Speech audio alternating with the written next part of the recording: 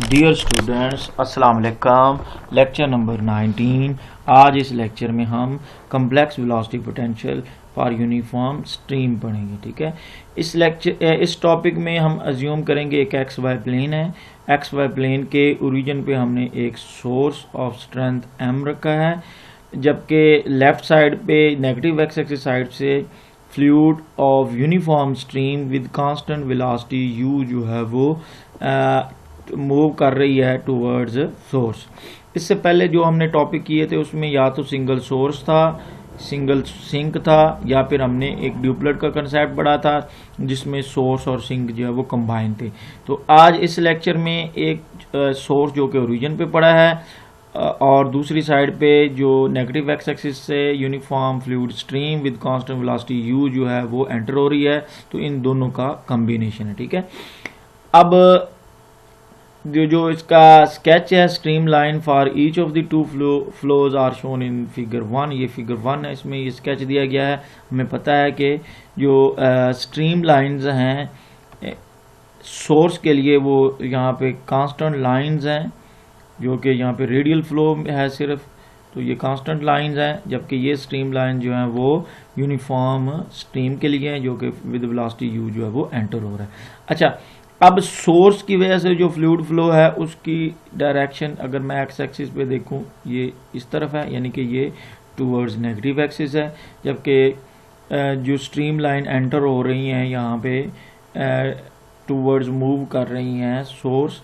तो अब इन दोनों की डायरेक्शन जो है वो सेम है। ठीक है, तो एक्स एक्सिस के ऊपर एक पॉइंट ऐसा आएगा कि जिस पे फ्लूइड की जो रिजल्टेंट वेलोसिटी होगी वो ज़ीरो होगी, तो मैं उस पॉइंट को स्टैग्नेशन पॉइंट कहूँगा। ठीक है, तो हम मैथमेटिकली भी इस स्टैग्नेशन पॉइंट को कैलकुलेट करेंगे आगे चल के। अब कम्प्लेक्स वेलोसिटी पोटेंशियल जो कि इस सिचुएशन को जो हमने फिगर 1 में शो किया है डिस्क्राइब करता है, वो क्वेश्चन नंबर 1 में है। तो अब कम्प्लेक्स वेलोसिटी को हम देख सकते हैं कि ये भी इसके दो पार्ट हैं। ये पहला पार्ट जो है वो यूनिफॉर्म स्ट्रीम फ्लो के लिए है, जबकि सेकंड पार्ट जो है m/2 log z जो है वो सोर्स के लिए। ठीक है, तो इन दोनों को ऐड करें तो इन दोनों के कम्बिनेशन से फ्लूइड फ्लो जो होगा ये इक्वेशन नंबर 1 जो है वो उसको डिस्क्राइब करती है। अब इसके बाद हमने z की वैल्यू पुट की है। पिछले लेक्चर में हम इनकी वैल्यूज़ को यूज़ कर चुके हैं कि z इज इक्वल टू होता है आर ई अयोटा थीटा। इसी तरह इधर भी हमने ये वैल्यू पुट कर दी है। ई अयोटा थीटा जो है वो इक्वल होता है cos theta plus iota sine theta, और यहाँ पे ई रेज पर अयोटा थीटा जो है वो इस चीज़ के इक्वल है। इसको पिछले लेक्चर में हमने किया है। ये log R E plus iota theta है, और हमें पता है अयोटा थीटा को मैं लिख सकता हूँ यहाँ पे लॉग ई अयोटा थीटा के। ठीक है, तो अब दोबारा फिर वही प्रोडक्ट रूल लगाऊंगा तो मेरे पास वही चीज़ आ जाएगी। तो ये चीज़ जो है वो इसके इक्वल है। अब अगेन अब हम क्या करेंगे, यहाँ पे इसको सिंप्लीफाई करना है, रीअरेंज करना है। रीअरेंज करके रियल पार्ट अलग कर लेना है और इमेजिनरी पार्ट जो है वो अलग कर लेना है। तो हमने पीछे कम्प्लेक्स वेलोसिटी पोटेंशियल का फार्मूला पढ़ा था कि फाई ऑफ जो z है ये इक्वल होता है फाई प्लस अयोटा साई के। ठीक है, तो अब अगर यहाँ पे मैं ये वाली साइड पुट कर दूँ, फाई प्लस अयोटा साई दोनों तरफ कंपेयर करूँ, तो ये वाली जो टर्म है ये फाई के इक्वल आ जाएगी, और जबकि ये वाली जो टर्म है ये साई के इक्वल आ जाएगी। ठीक है, तो इस तरह मेरे पास इक्वेशन नंबर 2 में रियल वेलोसिटी पोटेंशियल आ गया है, और इसी तरह जो है वो रियल स्ट्रीम फंक्शन जो है वो कैलकुलेट हो गए हैं। अब इन्हीं से मैंने जो है वो अब हम आगे जो है वो वेलोसिटी कंपोनेंट कैलकुलेट करना चाहते हैं। हमें पता है हमारे पास स्ट्रीम फंक्शन या वेलोसिटी पोटेंशियल आ जाए तो उससे हम वेलोसिटी कंपोनेंट भी कैलकुलेट कर सकते हैं। अब इक्वेशन नंबर 1 थी जो कम्प्लेक्स वेलोसिटी पोटेंशियल था इस कंबाइंड फ्लो के लिए, उसको मैं जब with respect to g differentiate करूँगा तो मेरे पास इक्वेशन नंबर 4 आ जाएगी। अब इसमें अगेन z की जगह पे मैं वैल्यू पुट करूँगा आर आयोटा थीटा के, आर नीचे रह जाएगा, ई रेज पर आयोटा थीटा को ऊपर ले गया तो वो प्लस आ गया। ये मैंने यहाँ पे फार्मूले जो यूज़ होने हैं फर्दर या हो चुके हैं वो फार्मूले यहाँ पे कमेंटेड फॉर्म पे भी मैंने लिख दिए हैं। और हमें पता है फाई ऑफ जी जो है वो इक्वल होता है फाई प्लस आयोटा साई के। अब फाई ये जो है आर और थीटा का फंक्शन है, साई भी जो है वो आर और थीटा का फंक्शन है। तो यहाँ ये टोटल डेरिवेटिव था डी बाई डी जी। तो हमें पता है जो जी होता है ये इक्वल होता है आर ई रेज पर आयोटा थीटा के। जब इस जी की जगह पे मैं ये लिखूँगा तो ये पार्शियल डेरिवेटिव में चले जाएंगे हम, तो पार्शियल बाय पार्शियल आर और चेन रूल लगाएंगे पार्शियल आर बाय पार्शियल जी के, ठीक है।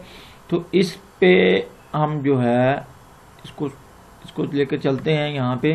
तो पार्शियल बाय पार्शियल आर जो अब मैं ब्रैकेट विद इन ब्रैकेट लेके जाऊँगा तो partial phi by partial r plus iota partial psi by partial r हो जाएगा। और यहाँ पे partial by partial g, r की वैल्यू अगेन यहाँ पे मैं पुट करूँगा जी ई रेज पर माइनस आयोटा थीटा के। तो मैं जब इसको डिफरेंस यूज़ करूँगा partial phi by partial r जो है ये इक्वल है यू के, और इसी तरह वी जो है वो इक्वल आ गया minus partial psi by partial r के। तो इनकी वैल्यू पुट की तो यू माइनस आयोटा वी आ गया। और ये मेरे पास जो है वो विद रिस्पेक्ट टू जी करेंगे तो इसका with respect to g derivative होने के पास ई रेज पर माइनस आयोटा थीटा आ गया। अब इस इक्वेशन के दोनों तरफ जो है वो ई रेज पर माइनस आयोटा थीटा से मैंने मल्टीप्लाई किया, मेरे पास ये इक्वेशन आ गई। अगेन यहाँ पे ई रेज पर आयोटा थीटा की जगह पे cos theta plus iota sine theta value put की। अब रीअरेंज करेंगे, आयोटा वाली टर्म एक साइड पे कर देंगे और रियल पार्ट जो है वो एक साइड पे कर देंगे। जब दोनों तरफ आप कंपेयर करेंगे तो आपके पास जो है अब वेलोसिटी पुट कंपोनेंट आ जाएंगे, u जो कि इक्वेशन 5a में गिवन है, v जो कि इक्वेशन है 5b में गिवन है। ये वेलोसिटी ये जो कंबाइंड फ्लो है ड्यू टू यूनिफॉर्म स्ट्रीम और सोर्स, ये उनके वेलोसिटी कंपोनेंट है। अब जैसे कि मैंने पहले कहा कि इस डायग्राम में आप अगर देखें तो यूनिफॉर्म स्ट्रीम फ्लो ये टुवर्ड्स ओरिजिन फ्लो कर रहा है, और जबकि इधर से जो सोर्स की वजह से फ्लो है ये नेगेटिव एक्स एक्सिस की डायरेक्शन में है। तो दरमियान में इन दोनों की वजह से एक ऐसा पॉइंट एक्स एक्सिस पे हमें मिलेगा जिस पे वेलोसिटी ज़ीरो है। तो अब वेलोसिटी कैसे ज़ीरो होगी ये हम कैलकुलेट करते हैं। यही बात जो मैंने बताई है कि एक पॉइंट एग्जिस्ट करेगा, वो सिर्फ एक ही पॉइंट होगा, ठीक है। तो अब इस पॉइंट को निकालने के लिए हम जो है वो जो d phi by d g derivative हमने लिया था उसको इक्वल टू 0 रखेंगे। इक्वेशन नंबर 6 कह दिया। अब 4 को हमने 6 में पुट करना है, ये इक्वेशन नंबर 4 है, ठीक है। चाहे तो आप डायरेक्ट जो है वो इसको इक्वल टू इस साइड को इक्वल टू 0 भी कर सकते हैं। Equation number 4 equal to 0 put की तो ये आ गया। अब इसको रीअरेंज करेंगे तो g is equal to minus m over 2 pi u आ गया। दस था stagnation point s, stagnation point को हम s कहेंगे। ये अब किस पॉइंट पे होगा जहाँ पे g is equal to minus m over 2 pi u होगा, ठीक है। अच्छा, अब हम यहाँ पे एक ट्रांसफॉर्मेशन इक्वेशन यूज करेंगे। कम्प्लेक्स नंबर को हम रिप्रेजेंट करते हैं g is equal to x plus iota y। जब आप जी की जगह पर रखेंगे तो कंपेयर करेंगे। अब चूंकि इसका जो रियल पार्ट इमेजिनरी पार्ट है वो इक्वल टू 0 है, यहाँ पे आयोटा कम्प्लेक्स ऐसे लिखेंगे। तो जब जी की वैल्यू यहाँ पे पुट करेंगे x प्लस आयोटा y दोनों तरफ कंपेयर करेंगे तो x आपके पास आ जाएगा x is equal to minus m over 2 pi u, जबकि y क्या आ जाएगा 0 आ जाएगा यहाँ पे। अब इसको हमने ये कार्टेशियन कोऑर्डिनेट सिस्टम में हमने स्टेगनेशन पॉइंट जो है निकाला है। अब स्टेगनेशन पॉइंट क्या है, एक्स एक्सिस के ऊपर वो पॉइंट है हमारे पास m ओवर 2 पाई u, 0। तो ये वो पॉइंट है जिस पे वेलोसिटी जो है वो 0 हो जाती है। अब इस पॉइंट को हमने सिलेंड्रिकल कोऑर्डिनेट सिस्टम में कन्वर्ट करना है। तो सिलेंड्रिकल कोऑर्डिनेट सिस्टम में कन्वर्ट करने के लिए ऑब्वियसली हम जो है वो ट्रांसफॉर्मेशन इक्वेशन पुट करेंगे, यूज़ करेंगे। तो सिलेंड्रिकल कोऑर्डिनेट सिस्टम में ये पॉइंट मेरे पास ये आ जाएगा। अगर इसको मैं पॉइंट फॉर्म में लिखूं तो सिलेंड्रिकल कोऑर्डिनेट में मेरे पास आ गया है m over 2 pi u comma पाई। तो ये सिलेंड्रिकल कोऑर्डिनेट में आ। अब ये कैलकुलेट कैसे किया हमने, ये पॉइंट ये मैंने डिटेल में यहाँ पे ट्रांसफॉर्मेशन इक्वेशन यूज़ की हैं। x is equal to r cos theta. अब x एक्सिस के ऊपर जो है वो थीटा 0 होता है, तो थीटा पुट करेंगे 0, तो आर कॉस 0, तो आर आ गया, r is equal to minus x है, तो वो जो माइनस था x की वैल्यू वो पॉजिटिव होगी, तो ये आर कोऑर्डिनेट में आ गया। इस तरह y पे आप कैलकुलेट कर सकते हैं, थीटा इज इक्वल टू पाई आ जाएगा। अब हम फ्लूइड की स्पीड कैलकुलेट करना चाहते हैं, तो फ्लूइड की स्पीड कैलकुलेट करने के लिए हमारे पास जो फार्मूला है वो क्वेश्चन नंबर 7 में गिवन है। u और v जो हमने वेलोसिटी कंपोनेंट निकाले थे वो इसमें जब आप पुट करेंगे, सिंप्लीफाई करेंगे, आपके पास क्वेश्चन नंबर 8 आएगी। ये फ्लूइड की स्पीड है। अब हम pressure distribution at any point, ये हमारे पास जो फ्लो सिचुएशन यहाँ पे मैंने दिखाई है, तो ये पूरी फ्लो की डायग्राम है जो कि पैटर्न है फ्लो का। तो अब किसी भी पॉइंट पे हम प्रेशर को निकालना चाहते हैं, तो प्रेशर कैलकुलेट करने के लिए हम जो है वो बर्नौली इक्वेशन यूज़ करें, क्योंकि कम्प्लेक्स वेलोसिटी पोटेंशियल का निकाल चुके हैं हम। इसका मतलब है फ्लो जो इरोटेशनल होगा, तो हम जो बर्नौली इक्वेशन होगी वो अकॉर्डिंगली यूज़ करेंगे। अब हम बर्नौली इक्वेशन वो लेंगे कि हमने 2 पॉइंट है, एक पॉइंट जो है वो इन्फिनिटी पे है, तो एक पॉइंट जो है वो कोई भी आर्बिट्रेरी पॉइंट है। तो इन्फिनिटी पे जो प्रेशर है वो पी इन्फिनिटी है, वेलोसिटी u है, जबकि आर्बिट्रेरी पॉइंट क्या होगा, विद इन फ्लो जो उसकी डोमेन है उसके अंदर होगा, जबकि इन्फिनिटी पॉइंट जो है वो लेट्स सपोज वो नेगेटिव एक्स एक्सिस पे है, वो फार अवे है फ्रॉम आवर डोमेन। तो बर्नौली इक्वेशन को इन 2 पॉइंट के दरमियान लिखेंगे, इक्वेशन नंबर 9 आ जाएगी। जो हमने स्पीड अभी निकाली थी ऊपर इक्वेशन नंबर 8 में, उसको मैं इक्वेशन नंबर 9 में पुट करूंगा 8 को, तो मेरे पास सिंप्लीफाई करने के बाद इक्वेशन नंबर 10 आ जाएगी। कॉरस्पॉन्डिंग इक्विपोटेंशियल लाइंस, यानी कि equipotential line for this flow fluid are given by psi equal to constant.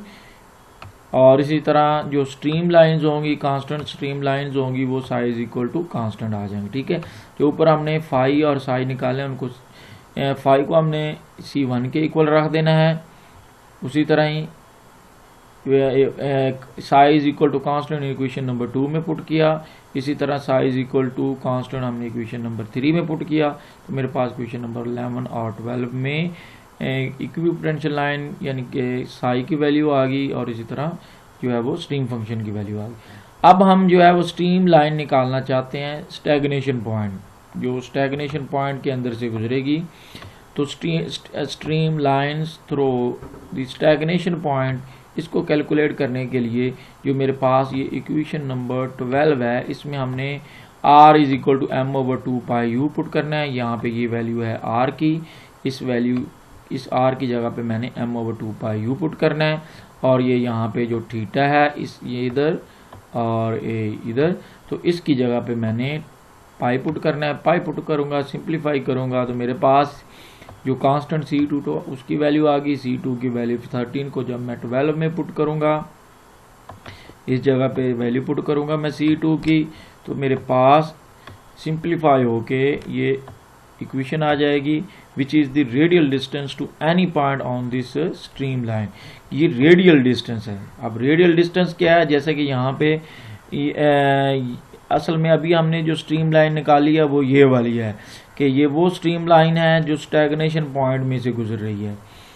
ठीक है, तो अब ये जो स्ट्रीम लाइन है इसके ऊपर कोई भी अगर पॉइंट है तो उसका जो रेडियल डिस्टेंस होगा वो अभी हमने कैलकुलेट किया, जैसे कि मैंने ये रीजन हाईलाइट किया है।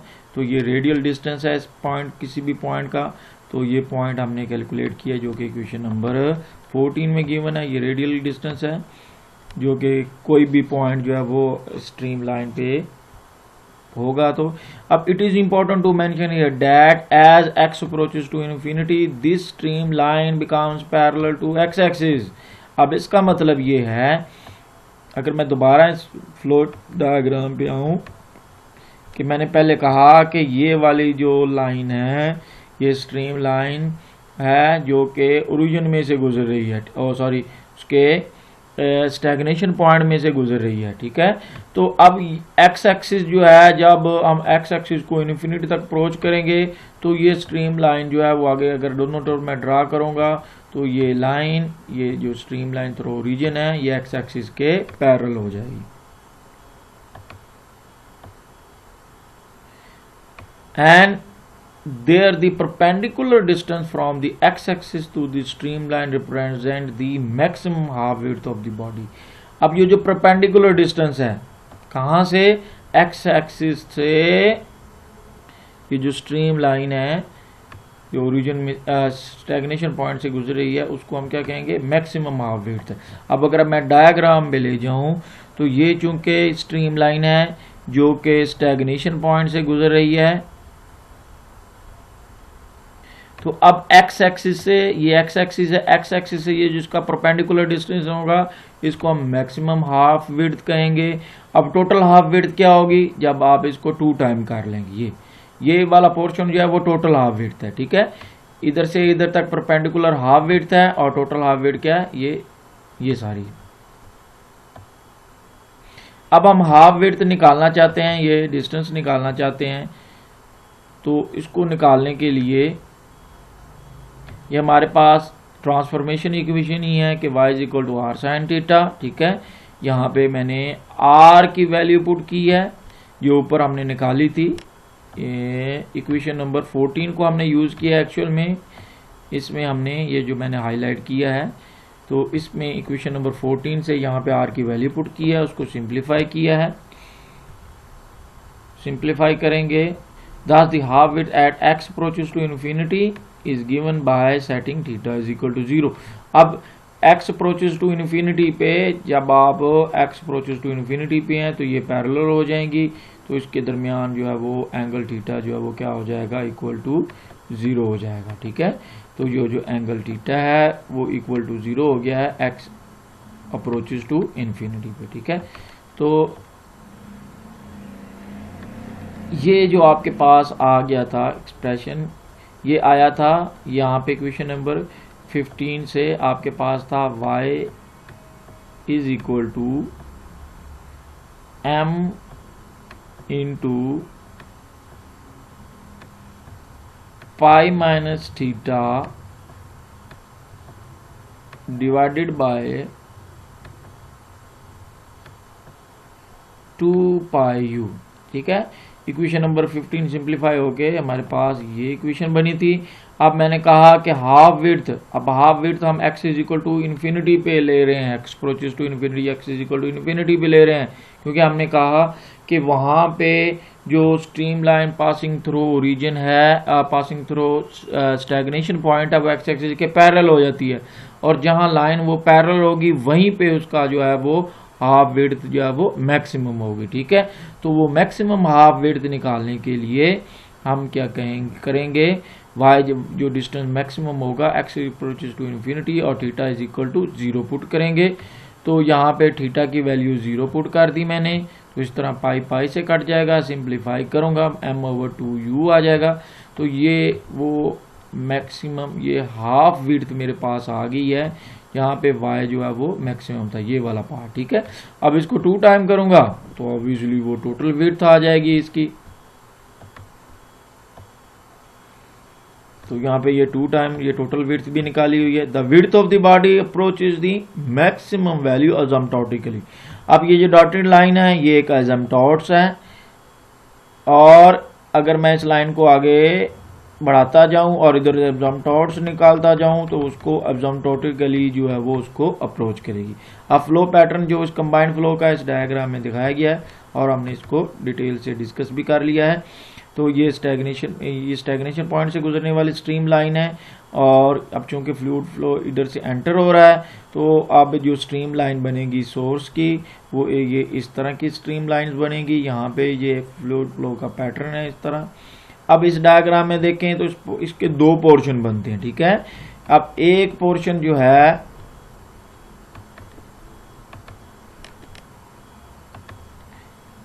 अब एक पोर्शन ये वाला है, ये S से इस तरफ जो है, और दूसरा पोर्शन ये पोर्शन जो है वो प्योर हम कह सकते हैं यहाँ से यहाँ तक जो है वो प्योर यूनिफॉर्म स्ट्रीम लाइन जो वेलोसिटी विद यू जो है वो फ्लो है, जबकि ये वाला पोर्शन जो है ये कंबाइन है स्ट्रीम लाइन के लिए यूनिफॉर्म स्ट्रीम और सोर्स दोनों की वजह से जो फ्लो है, ठीक है, ये उसकी वजह से। अब हम जो है ये स्ट्रीम लाइन की जो सरफेस है, surface of the half body जो है, यानी कि यहाँ पे x अप्रोचेस टू इन्फिनिटी हो जाता है, यहाँ पे y जो है वो मैक्सिमम होता है, यानी कि m/2u यहाँ पे इस पॉइंट के ऊपर जो है वो हम स्पीड भी निकालेंगे और प्रेशर भी निकाले। पहले हमने स्पीड और प्रेशर जो है इस पूरी डोमेन के लिए निकाला था, है ना, पूरे कंबाइंड फ्लो के लिए। अब सिर्फ जो है वो जो stream line passing through stagnation point है, हम उसके सरफेस के ऊपर जो है वो यहाँ पे वो हाफ बॉडी है उस पे जो है वो हम स्पीड निकालना चाहते हैं। फ्लूइड की स्पीड क्या है, तो वो फ्लूइड की स्पीड जो है वो 14 को जब मैं 8 में पुट करूंगा, अब इक्वेशन नंबर 14 कौन सी है, ये इक्वेशन नंबर 14 है। आर की वैल्यू उठा के मैं पुट करूंगा इक्वेशन नंबर 8 में, यहाँ पे आर की वैल्यू पुट करूंगा, इधर भी जहाँ जहाँ आर नज़र आएगा वहाँ पे मैं इसकी वैल्यू पुट कर दूंगा। वैल्यू पुट करूंगा तो मेरे पास जो है वो स्पीड निकल आ जाएगी on the surface of the half body. अब हाफ बॉडी की सरफेस पे जो हम वो प्रेशर डिस्ट्रीब्यूशन भी निकालेंगे, तो 17 को मैं इक्वेशन नंबर 9 में पुट करूंगा तो मेरे पास इक्वेशन नंबर 18 आ जाएगी, जो कि pressure distribution on the half body represent कर रही है। Thus, the complex velocity potential given by equation number 1 will represent the flow of uniform stream u in the x direction past a semi-infinite body। अब यहाँ पे semi infinite का क्या मतलब ये है कि इधर से तो फ्लो एंटर हो रहा है, अब आगे जो है वो इस तरफ जो है वो x अप्रोचेस टू इन्फिनिटी के लिए है, ठीक है।